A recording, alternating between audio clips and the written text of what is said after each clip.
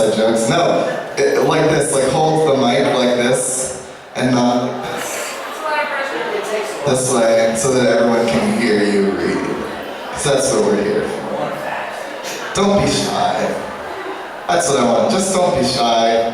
For the open mic, if you're a featured reader, we're a supportive community. Okay.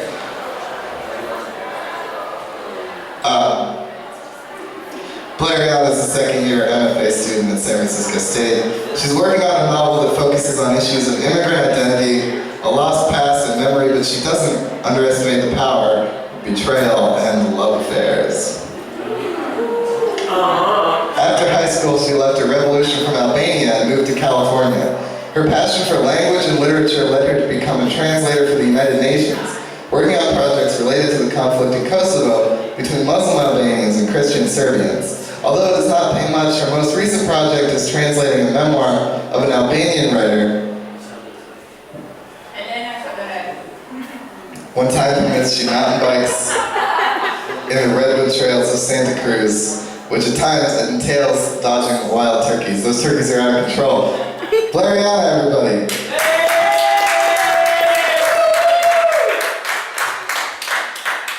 That sounded very serious. Alright. I have issues with microphones, so you're gonna have to bear with me. I'm gonna read a short story. It's titled The General. The writer poured some whiskey in his glass, a thick-cut crystal from the old days in Prague. Pleasure must hurt, he said. It must burn. Imagine this bottle containing fire instead. I would drink it just the same. The body needs purification while it's alive, not after. To hell with cremation. Yes, yes, he clapped. I vote for purifying the human body and the rubbish inside its mind. Don't be fooled into thinking the story's about a madman talking to himself. Not at all, because across from the writer sat another man, the architect, wearing carefully pressed gray wool trousers and a crisp blue shirt, his black leather shoes polished. Some take great pride in their appearance. On the other hand, the writer was still in his nightrobe. You're a good friend, a loyal friend, but you shouldn't have come, the writer said. The general is dead, the architect replied. I came to tell you that. He sipped his drink slowly. I also brought you a carton of cigarettes, he added.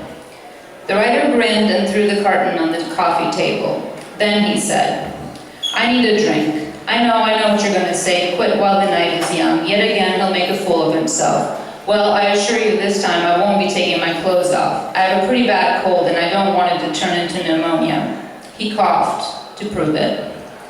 Did you hear what I said? The general died last night. My good old, no, my dearest friend does nothing but come and ask me questions. Only questions these days. And I take it, you know, I'm prepared for all sorts of inquiries. Did I hear? Of course I did. I'm leaving, she finally said. I heard her loud and clear after she dragged me along for months and months on end. Divorce is unheard of in this town, she said. Well, to hell with her, that viper. They say he was an enemy of the state and he shot himself in the head. Twice, the architect continued, raising his voice just a little. But I think the second bullet must be a lie. He felt bad raising his voice, treating his frail friend like an old person with bad hearing or a slight touch of dementia. Not that he thought the writer was deranged, but sometimes people need a little help. And so be it. She left and took everything, even my books. She didn't even like to read. The writer paused and took a deep breath. It was one of the sore points in our relationship, you know, he continued. Read, I would say, just one book. Here is one. He made a gesture as if to hand the architect the book. But then he stopped, moving altogether, and abruptly stood up from his chair, walking slowly toward the bookshelves, carefully balancing his bare feet as if he were walking the plank. I've got to say, dear friend, stop calling me that, the writer replied, and say what you have to say without being patronizing. I simply came over to tell you the news. I imagine you haven't been out in a few days. Weeks, the writer interrupted. Okay, weeks, but I wanted to warn you, if you read it in the newspaper the way the news is delivered, no one really knows what's true. It is all true. She left me for that good-for-nothing, that idiot. I said, if you're into a dim-witted person, that's fine. But at least pick one who would love you the way I do, because that dog lacks depth. It's been a year, the architect said. Move on. You haven't left the house in weeks and look like you barely eat. I imagine you also consume copious amounts of alcohol morning, day, and night. Walking to your apartment, I'm thinking I need to warn him. Not that you'd be surprised. Of all people, you'd be the least surprised. Nevertheless, things are not what they were. But the writer seemed lost in his own thoughts. I was very surprised, he finally said, and pulled a book out of the shelf. Instead of opening it like he'd intended, he suddenly threw it at the architect. It only missed his head by an inch. I know perfectly well what is going on out there, he shouted. Startled, the architect shouted back, "That's it. This is the last time I'm feeling sorry for you," and quickly left his chair. No, please, the writer seemed genuinely remorseful. The architect stood by the door wearing a grave look on his face. "What am I going to do with you?" he finally said. The writer gave him a sheepish look, then smiled. If he does it again, the architect thought, I will punch him. Anyway, this book, I tell her, read this book. The writer picks up the leather-bound hardback and caresses its spine. She barely looks at it and says she's made up her mind, wants to read Anna Karenina instead. She kills herself, I tell her, and that viper loses her temper. I tell her she should forget Tolstoy and read Hasek instead. Brilliant satire. Read Zweig, I implore her. Zweig is a beautiful imbecile. He sells mongrels as pure breeds. Genius. I promise you won't be disappointed. She glares at me, and since then things have never been right between us. I ruined Anna Karenina for her, she told me right before she left. The architect chose a different chair, further away from the bookshelves, closer to the door. He looked ghostly in that dark corner of the room, his face segmented by strips of moonlight which penetrated through the horizontal slits in the blinds. She would have poisoned me too, if I had let her, the writer said. He tore the cellophane wrap from the carton of cigarettes. If I would have let her, he grinned. That's how the general really died, the architect said. Not by his own bullet. He was poisoned. Others say he hung himself, but that makes less sense. He was a man of war, after all. A leader, not a weak-minded worm. I say his own wife poisoned him. If it were up to me, continued the writer, that thieving bastard would die by hanging. While he's doing his filthy business inside my wife, I'll drag that bastard and just hang him right there in the middle of his own bedroom with his own soiled sheets. Naked, flaccid, hanging with piss dripping down his legs. Will she desire him then? The writer laughed. No longer erect, relocated inside the damp earth, such is every man's fate, but his especially would please me. The architect paused for a long time. Perhaps things were worse than he thought. Chaos will follow, he finally said. His murder is clearly a coup. Nonsense. It's obvious what's happening here. The seeds were already sown years ago. What seeds? The writer closed his eyes as if suddenly pondering something too difficult to express. He rested his chin on his glass, unaware that his long beard was soaking in it. It had to be done, the writer said. Just let me tell you why. Whiskey dripped on the label of his velvet robe. What are you talking about? The architect asked. The same thing. You are, the writer replied. How would you know what had to be done? I know everything, the writer said loudly. God damn it, you've been locked up in your house for too long. The writer cleared his throat and shook a disapproving finger at his friend.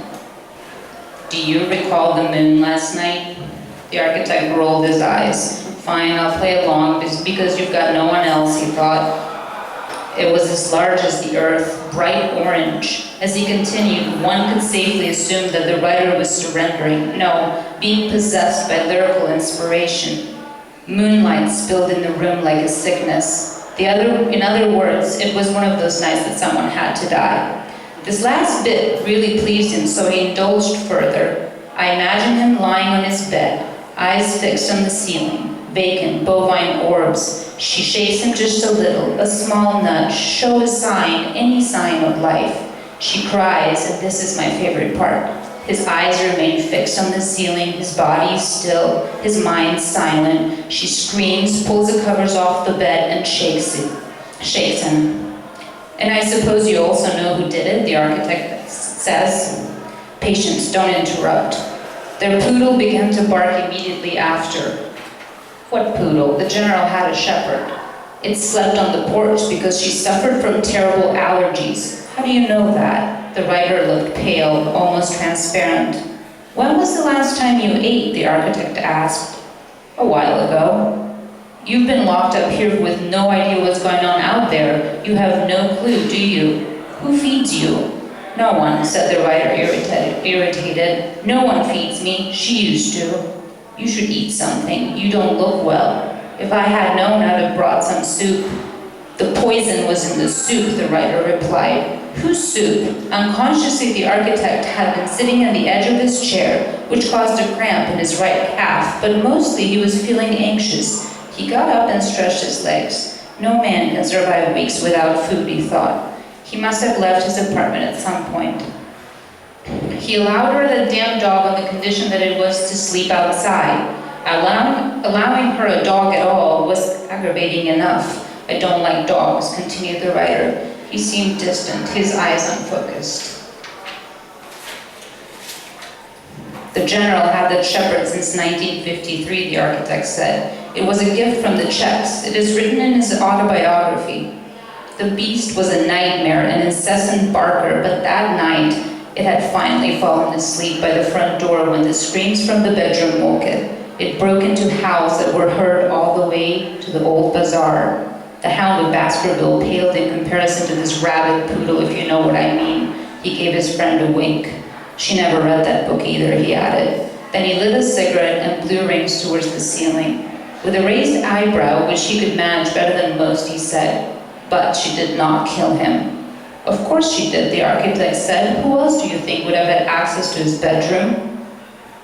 They found her slumped in the hallway, the writer answered, convulsing, writhing like an epileptic rabbit. They took her in, standard procedure, except that they had to make a detour at the hospital. The poodle was already foaming at the mouth, a gray and sickly liquid oozing out. The architect wanted to know how the writer knew anything about last evening, especially since nothing was written in the papers. He must have talked to people, he concluded, and distorted the story in his own mind. It was true the general was dead, and everyone in town believed that it was the wife who'd done it. I know what you think. You think it was me, the writer said. Of course, the architect thought many things, but he would never dream of thinking the writer was the killer. Sad and pathetic, perhaps, but no killer. Of course not, he replied. Everything is decided the day we're born, the writer continued. People do what they're expected to do. At this very moment, the needle on the gramophone reached the end of the disc. It startled both men. They're listening, said the writer, and will probably come and get me soon. I don't know what you're talking about, but the general was murdered by his wife, said the architect firmly, and got up from his chair. Walking towards the door, he wondered whether there was anything he could do.